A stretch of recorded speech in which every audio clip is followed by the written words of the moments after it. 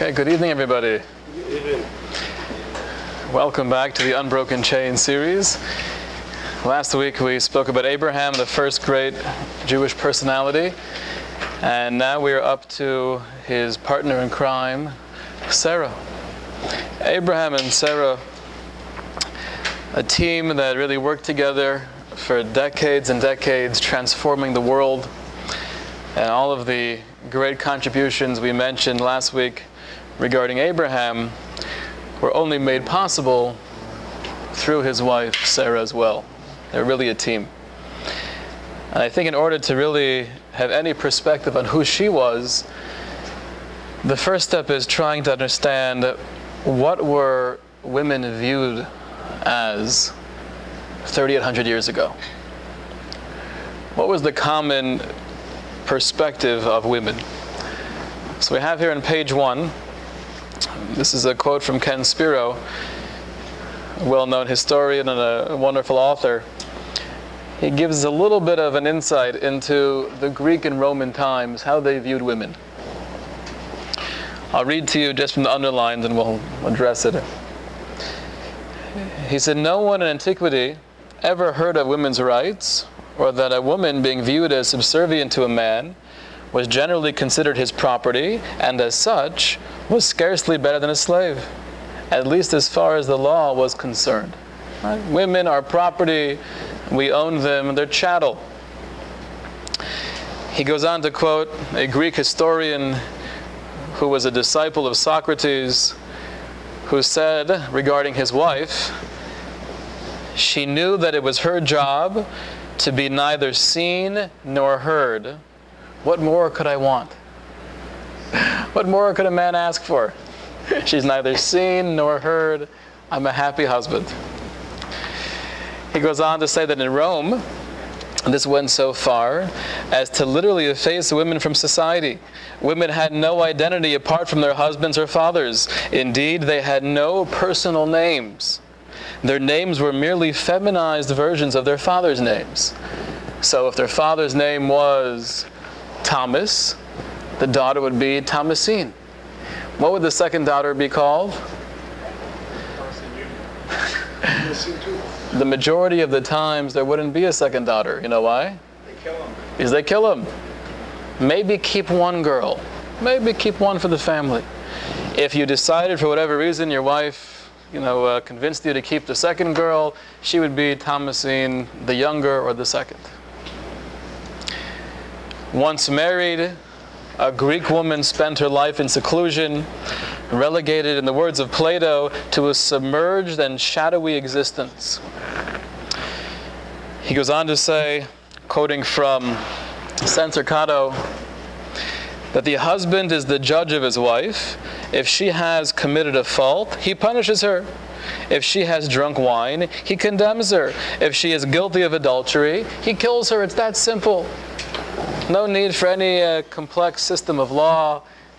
You're in charge. You're the judge of your wife. It still exists in Sharia law today. And it wasn't that far from now that existed even in American culture. Somebody showed me, maybe 6 months ago, an article from the 50s, maybe 1950s, where they were interviewing different men and asking them what they felt about smacking their wives, when it was called for, and if so, how to go about doing it. So in today's society, that question you would assume is probably some kind of cruel joke. But in the 1950s, we're not talking ancient history. Many of the responses were, well, if she does something that's really obnoxious, or if she makes fun of you or your family for sure, then it's quite all right to give her a little smack. To really slap her hard, I would avoid doing, but with a slight, stick is okay. It's a whole discussion, right? So we're getting back into the Greek and Roman times. This was their view of women. Although I'm sure society evolved since then, but even into the 20th century, we're still far away from the objective truth of the genders. He goes on to say at the end here, in the middle paragraph, that marriage was simply not something a man looked forward to. So try to imagine the family life. What is the family unit like when all of our great philosophers are telling us, avoid women. They influence you and they take your mind off of all noble pursuits. Stay away from them as long as you can. Aristotle writes to try to get married much later on in life. What was the purpose of marriage then? Sole purpose was to have legitimate sons through you that could inherit your estate. That was the only purpose of marriage. Okay. Now to jump into some of the famous sources in the Talmudic and Midrashic sources regarding the Jewish view, the Torah view of women. On page 2. Can somebody grab me a glass of water by any chance? Glass of water, like a water bottle. Thank you. Number 1. In contrast to man, who was created from earth, woman was formed from man after receiving his neshama, his divine soul. Thank you. The divine intent in the creation of woman was to bring into existence a living being of a higher spiritual stature than all other life. Accordingly, states the Midrash, that women have a more elevated sense of spirituality and intuition. The Midrashic term is Bina Yasera. They have a deeper understanding. They're more tuned in. All the women are nodding their heads. Yep. Bonnie agrees. So that's one source we see from the very creation of the human beings and the different genders, because of the sequence of creation being not created from the earth, from the soil, but coming from the Adam, from man. By definition, the woman is on a higher plane. The second source we have here, really from 2 to 5, you think about the most impactful experiences we've had throughout Jewish history. If you would list off the most influential moments in time, leaving of Egypt is probably one of them. Crossing of the Red Sea is probably up there with the greatest miracle ever to happen. The receiving of the Torah at Mount Sinai is clearly one of the biggest moments in time. In all 3 of these moments, leaving Egypt, crossing of the Red Sea, and the receiving of the Torah, we're told from different Midrashic sources, the women were standing in front, they were leading the way. Source number 2 says, it was because of the merit of the righteous Jewish women that the Jews were liberated from Egypt.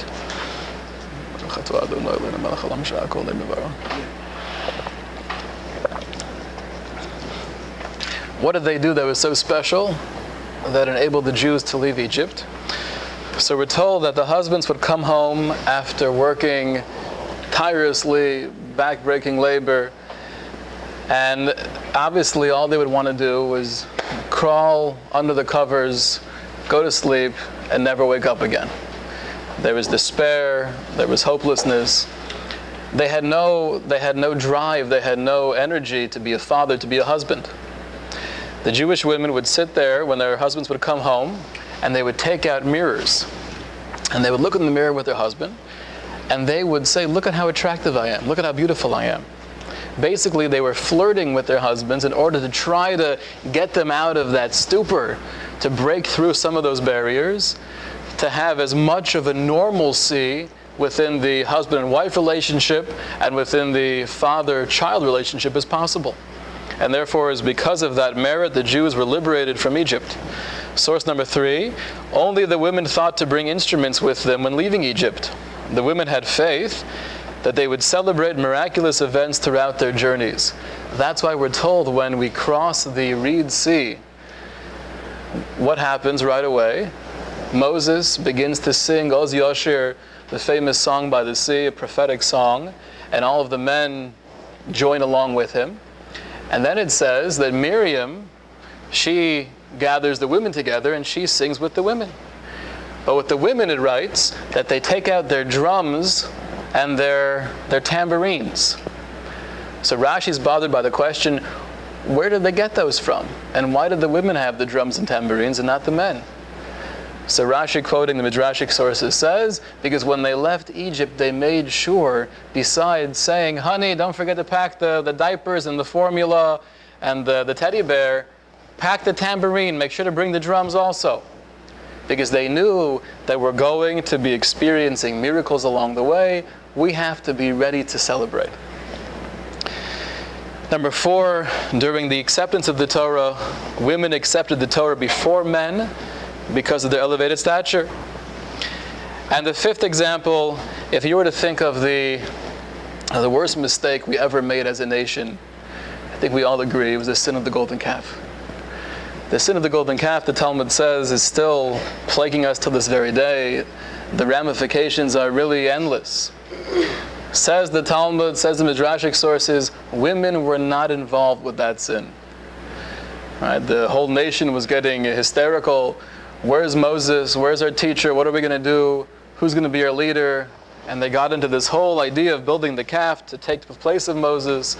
And the women and the tribe of Levi, where the Kohanim come from, sitting all together. That is so cute. A basin of Kohanim. Wow. Are they going to bless us now? Hopefully, we're going to say that to the end. But the women and the tribe of Levi were the only ones to say, we want no part in this activity. So there we have some of the overview, just the contrast between what women were treated like, how they were viewed in the Greek and Roman times, and then going into our literature, seeing that it's a very different perspective. Now, getting to Sarah. A couple sources here again from the Talmudic and Midrashic sources.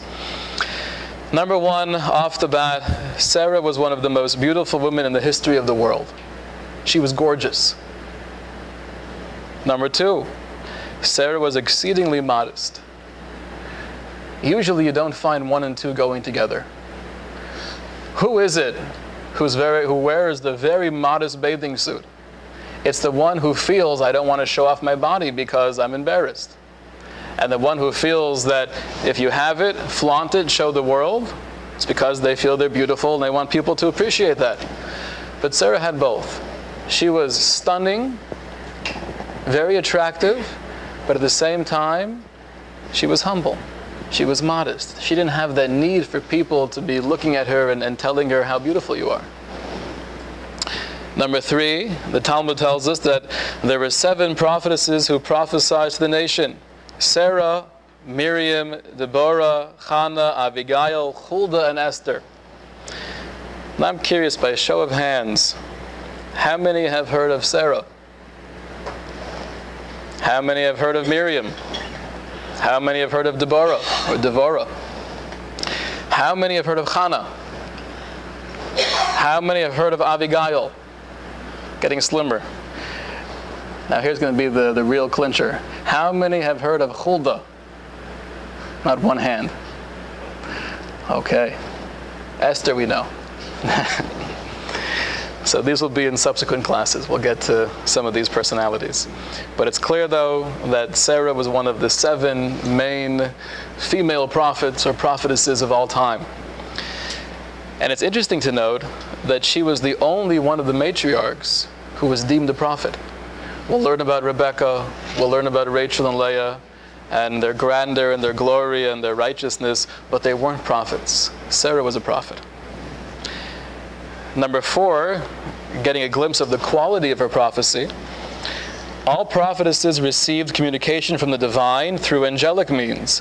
However, in regards to Sarah, the Creator spoke directly with her without the need of any intermediary. So Esther, Huldah, Abigail, all of the rest, they had some level of prophecy, but it was more indirect. It was through an angel, whatever that means. When it came to Sarah, Hashem communicated with her directly, no need for an angel between me and you. The 5th point here is not only was she the greatest amongst her peers, so to speak, but she was even greater than her husband Abraham in prophecy. Her level of prophecy was more clear, was more crisp than her husband Abraham.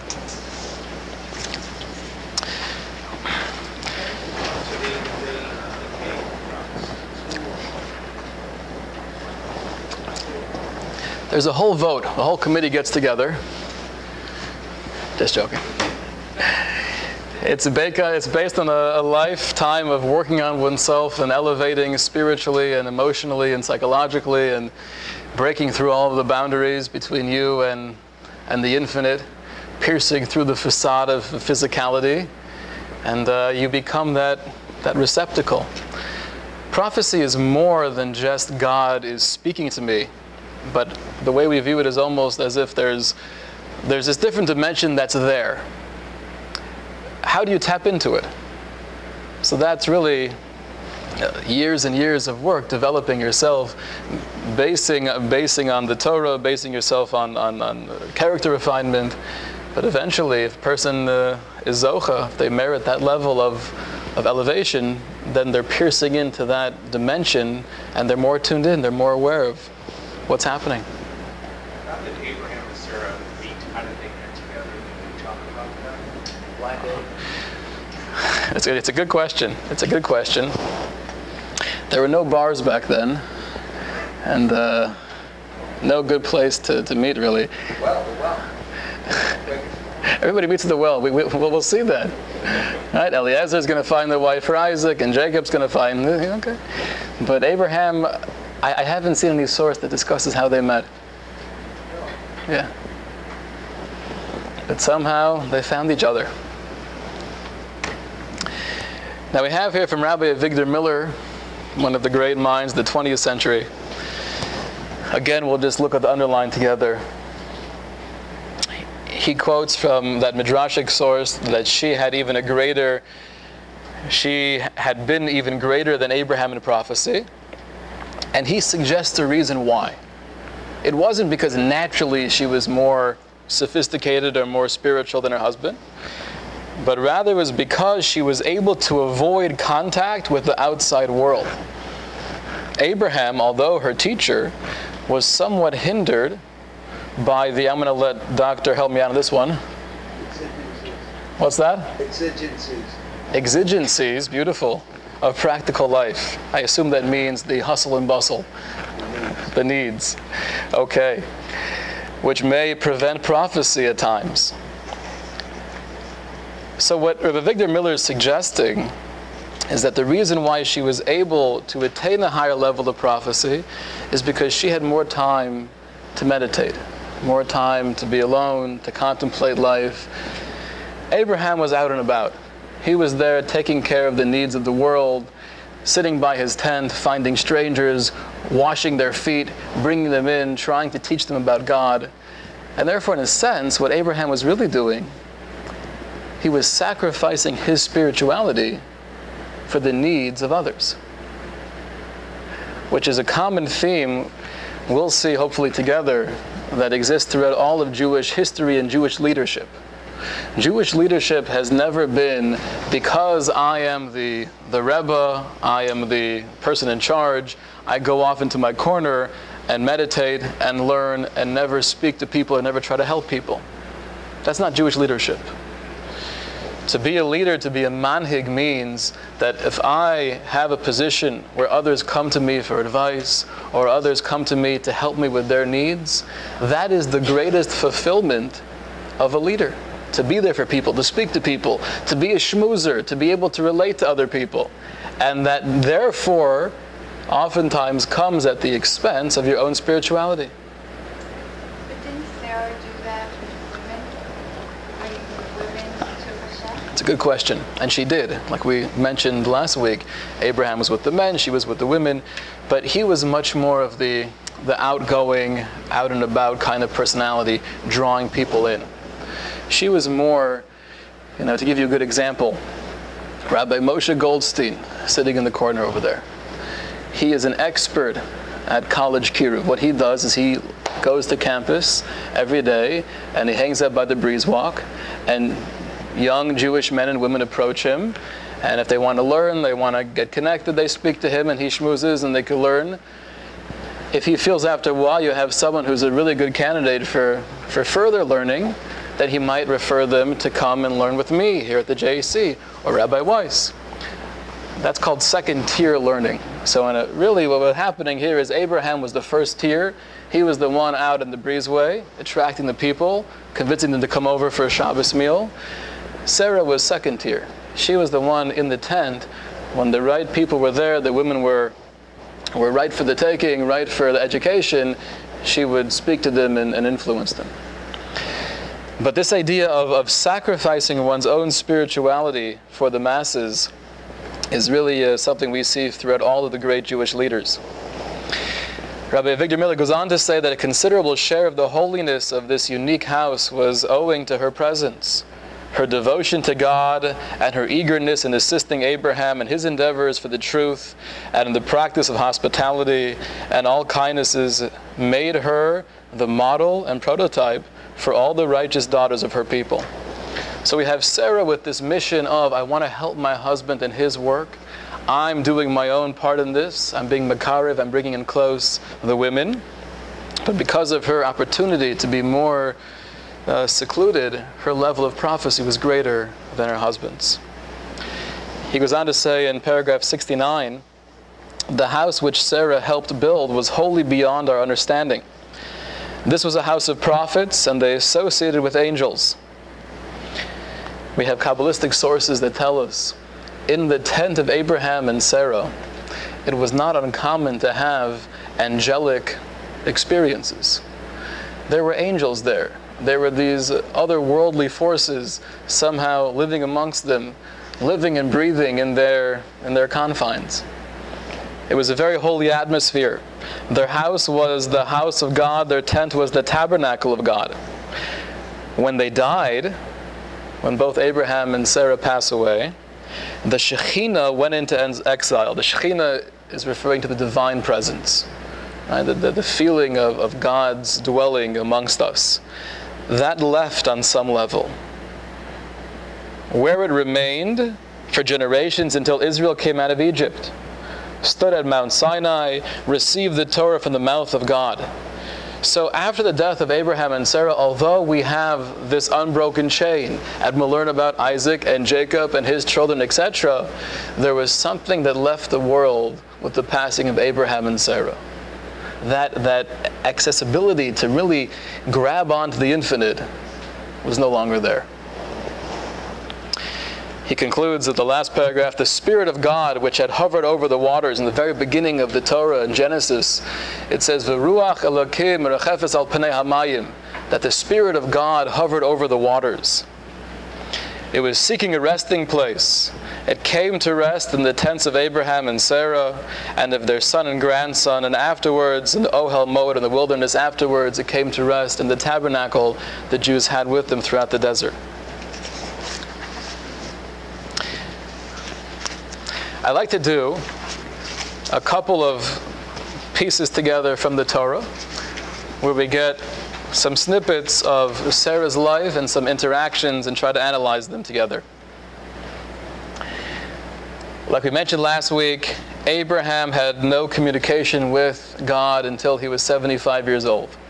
Only at that point, God comes to Abraham and says, this is chapter 12, the top left, Hashem said to Abram, this is before his name was changed, go for yourself from your land, lech lecha me'artzecha, from your relatives and from your father's house, to the land that I will show you. And I will make of you a great nation, I will bless you, and I will make your name great, and you shall be a blessing. So the first instruction that Abraham and Sarah receive, leave your homeland, get out of here, go to the land that I will show you, which is referring to the land of Canaan, which is Israel. They go together. The commentary here explains that at this point, Abraham was 75, Sarah was 65, and by telling them to leave their family and their birthplace, what God was really saying is, I'm telling you, you have to live alone. And they were loners in a sense, because no matter where they were, no matter how many people they had around them, because of their different worldview, again, like we spoke about last week, Abraham was ridiculed and made fun of because of his beliefs. But because of their radically different worldview, they were always loners. So they were subjugated to live a life of seclusion in a sense, although they were bringing in tens of thousands of people, but always viewed as the pariah and the outcasts. And he mentions in the left paragraph that righteous people must be ready to endure such isolation. If you stand up for something, then by definition you won't be popular. But that's okay. So we have the first episode with Sarah. And again, this is before she was Sarah. This is Sarai. That was her original name, Sarai and Abram. And we read together chapter 16. Now Sarai, Abram's wife, had borne him no children. She had an Egyptian maidservant whose name was Hagar. And Sarai said to Abram, "See now, Hashem has restrained me from bearing. Consort now with my maidservant. Perhaps I will be built up through her." What does that mean, I will be built up through her? So Rashi explains that maybe in the merit of me sacrificing our relationship and allowing you to live with Hagar, maybe that'll help me be able to conceive as well. So maybe I'll be built up through this mitzvah. And Abram heeded the voice of Sarai. He listened to his wife. Rashi again here points out, it wasn't just listening to her as his spouse, but listening to her because the Ruach HaKodesh, the divine spirit that rested within her. He knew very well that her prophecy was greater than his. And he knew that if my wife is telling me to do something, although I feel awkward doing this, but he listened to her. So Sarai, Abram's wife, took Hagar the Egyptian, her maidservant, after 10 years of Abram's dwelling in the land of Canaan, and gave her to Abram, her husband, to him as a wife. He consorted with Hagar, and she conceived. And when she saw that she had conceived, her mistress was lowered in her esteem. As soon as she saw, look at this, I got pregnant right away. I'm something special. Then Sarai is now lowered. She's no longer on the pedestal. So Sarai said to Abram, "The outrage against me is due to you." The men are saying, it's classic. Classic. You tell me to do something and then you blame me for listening, right? "The outrage is due to you," she says. "It was I who gave my maidservant into your bosom, and when she saw that she had conceived, I became lowered in her esteem. Let Hashem judge between me and you." Want to reference back for a moment here, just to jog our memories.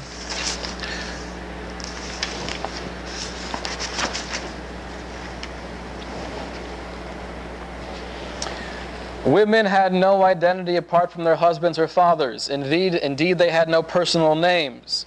They were nothing. They were chattel. They were property. They were owned by their husbands.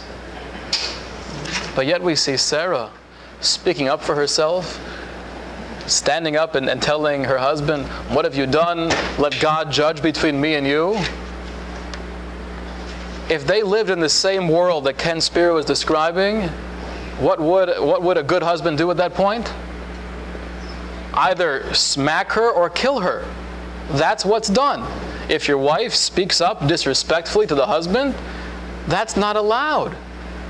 So again, we see clearly that the relationship between Abraham and Sarah was in a whole different universe. They weren't confined to that point of time. They weren't basing their relationship on what was the norm for that society.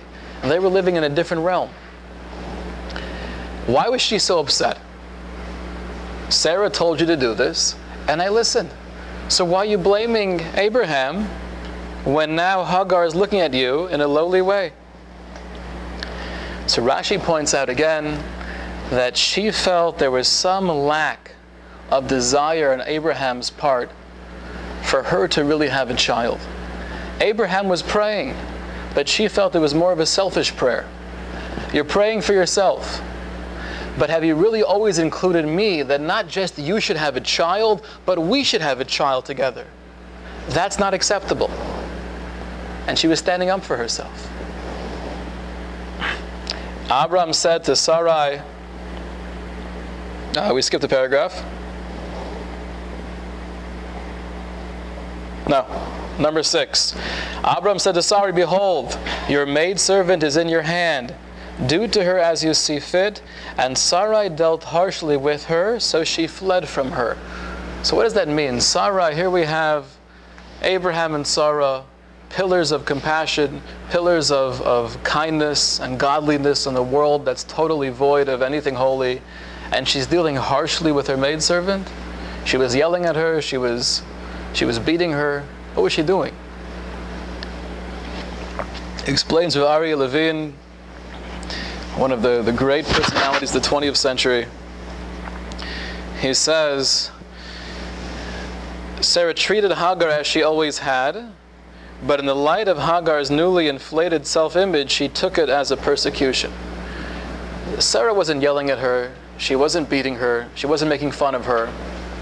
But she gave her no more respect than the maidservant she was before, because she felt that Hagar was losing sight of where she stood in the family, and she was viewing Sarah with less respect. So Sarah kind of took a step back, and she said, just because you've conceived and maybe you're more fertile than I am, it doesn't mean you're in a higher plane than I am. Hagar did not appreciate that, and she fled. But that's one, I think, very crucial example of the relationship between Sarah and Abraham. Very different than the normal relationship between husband and wife 3,800 years ago. On page 5, a couple more interesting examples. Source number 1, and God said to Abraham, this is right after God changes the name of Abram to Abraham. And now he says, as for Sarah your wife, do not call her name Sarai, for Sarah is her name. I will bless her indeed. I will give you a son through her. I will bless her, and she shall give rise to nations. Kings of people will rise from her. The significance of a name change throughout the Torah always means that your mission or your destiny is slightly altered. If I'm changing your name, what I'm really doing is I'm saying you have a little bit of a different mission now. The name represents the mission. That's why when Jacob fights with the angel, and at the end of fighting all night, Jacob turns to the angel and says, what's your name? And the angel responds, why do you ask? And that's the conversation. So the explanation there is what Jacob was really asking the angel is, what's your name? What's your mission? How do you work? What are you? And the angel's response was, why do you ask? This is not something for you to know. This is beyond human comprehension. So a name is always indicative of mission. So now her name is being changed, and she will give rise to nations. Kings of people will come from her. The commentary here explains that the word Sarai, which ends in the possessive yud, means my princess, implying that she owed her greatness to the status of her greatness to her status as Abraham's wife. Henceforth, she would be called only Sarah, which signifies that she is a princess to all nations of the world. Prior to the covenant, Sarai's personal majesty made her the princess of Abraham. Now, however, all limitations were removed. She was princess par excellence to all mankind. So at least according to this interpretation, until she had her name changed, she was great. She had higher level of prophecy than her husband. But a lot of what she was accomplishing was based on being married to the husband. You know, those who were into basketball in the days of Michael Jordan and Scottie Pippen, if there's one person that I really feel bad for, it's Scottie Pippen. He would have been a great basketball player if he wasn't on Michael Jordan's team. But he was always in the shadow of Jordan. In a sense, you could say, let's say Jordan wasn't on the team. Would he have been an all-star? Maybe. And maybe he would have been more recognized because there was no one else to overshadow him. Or maybe part of his greatness is because he played with Michael Jordan. So in a sense, with Sarah and Abraham, Her greatness, at least in the beginning of their journey together, was the fact that her teammate was Michael Jordan. And once she got the name change, then she was really in a league of her own. And she stood by herself, totally independent, totally separate from her husband, clearly working together with the same goal. But her greatness no longer came from her spouse, it came from within. This is a very, very crucial moment in her evolution as a human being. Jordan did not win a championship until Pippen joined the team. That might be the answer to our question, okay. Another example, this is right after the circumcision. 3 angels come and they visit Abraham, and he sees them approaching, and they say to him, "Where is Sarah your wife?" And he said, "Behold, in the tent." And he said, "I will surely return to you at this time next year, and behold, Sarah your wife will have a son." Now Sarah was listening at the entrance of the tent, which was behind him. All right, so here's the scenario. 3 angels are walking in the desert.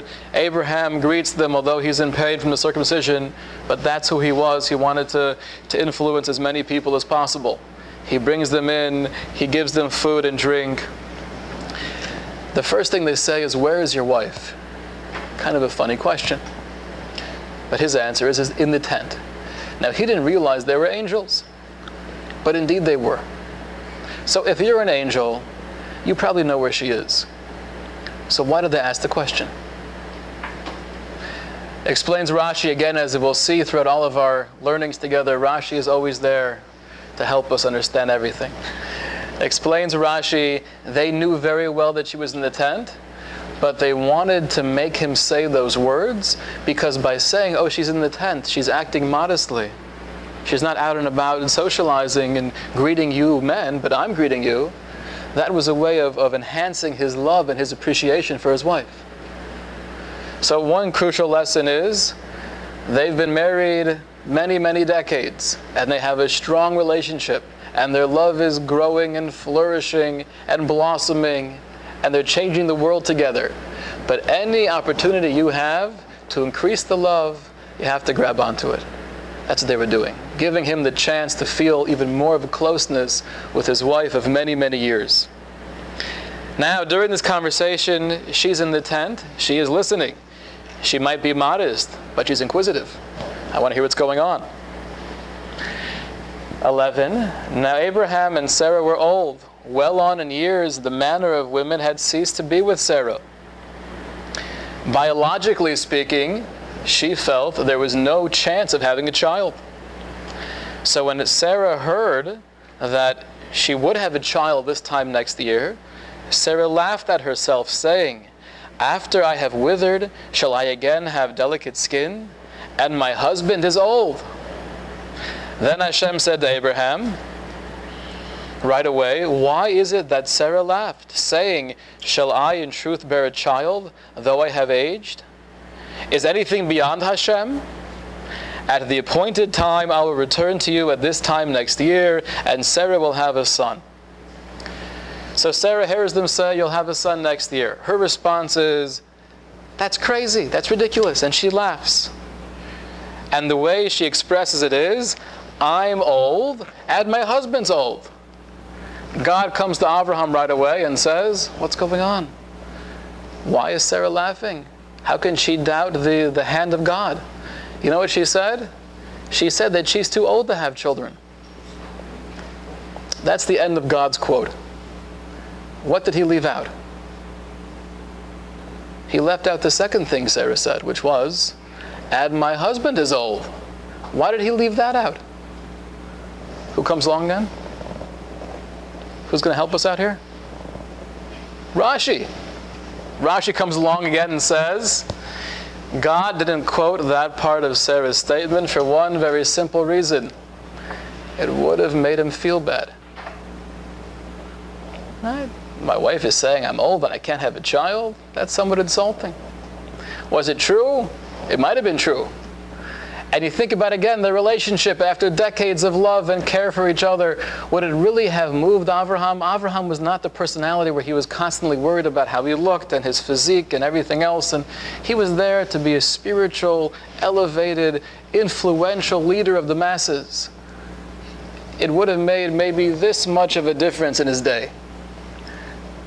But because it would have made any difference, we see that God is willing to not tell the entire truth in order to maintain that closeness between husband and wife. Right? So another good example of how crucial it is to always try to maintain that shalom, that peace between husband and wife, even if that means sometimes not telling the entire truth. And if the question is, how do I look today, honey? And you're thinking in your head, not that great. We don't say that. The answer is, you look gorgeous. So the question at hand, though, is, God's coming to Abraham. Why would she deny this? Isn't she a woman of faith? Verse 15, Sarah denied it, saying, I did not laugh, for she was frightened. But he said, meaning but Abraham said back, no, you laughed indeed. This is one of the most cryptic, most vague dialogues we have in the entire Torah. What is going on over here? Sarah laughs. God comes to Abraham. Why doesn't she believe? She's lacking faith. Abraham approaches Sarah and says, why did you laugh? I didn't laugh. You did. Is Sarah lying? So the answer here is that when she laughed the first time, consciously she was laughing out of joy. She heard the news, and she was a woman of faith, and she was overwhelmed with that glimpse of hope. Subconsciously, there was something within her, that little voice saying, come on, you really think it's going to happen? You're too old for that, come on. But she wasn't even aware of that. Therefore, when Abraham came, he came to her and he said, why were you laughing out of disbelief?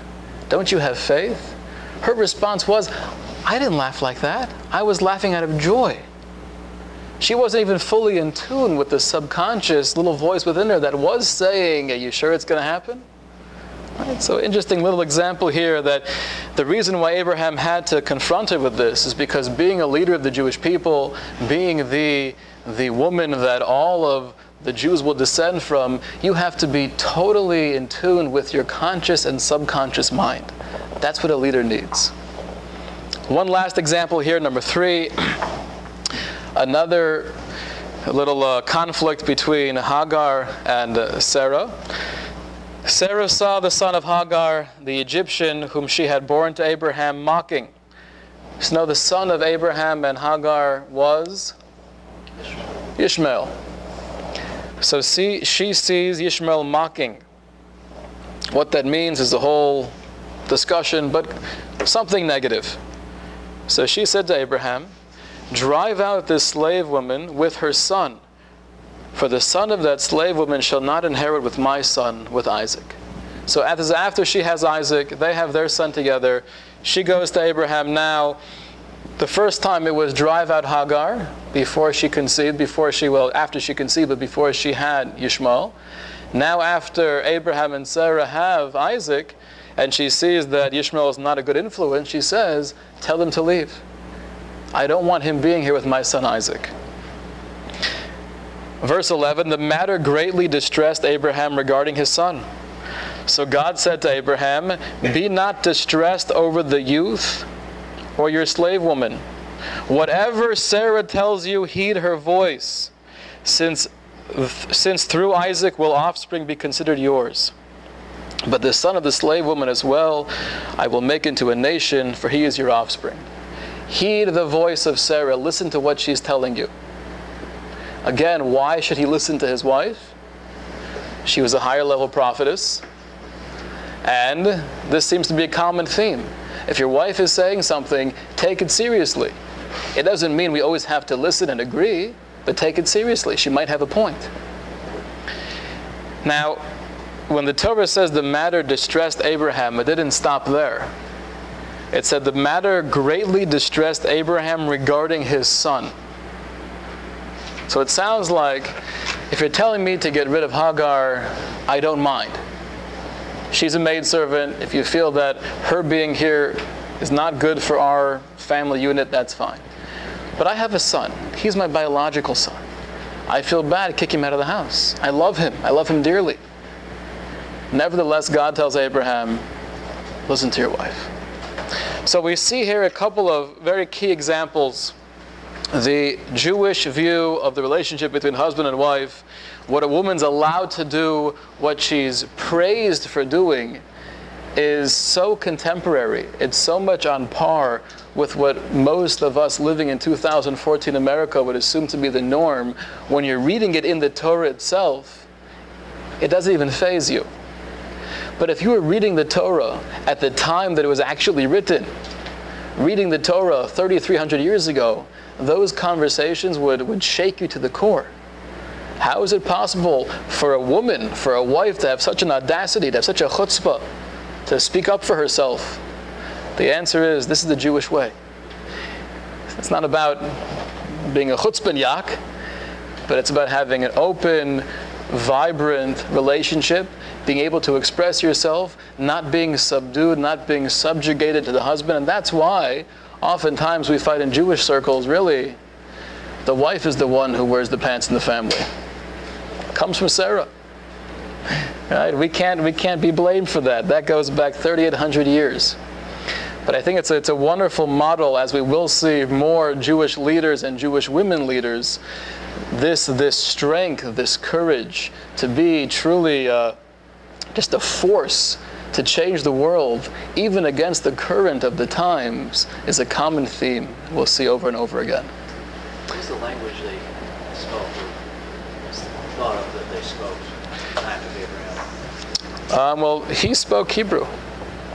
He spoke Hebrew. Okay. It's been wonderful. Next week we're not going to meet. It's Shavuos. Tuesday night is Shavuos. But 2 weeks from tonight we'll resume. And we look forward. Okay. Same time? Same time, 7 o'clock.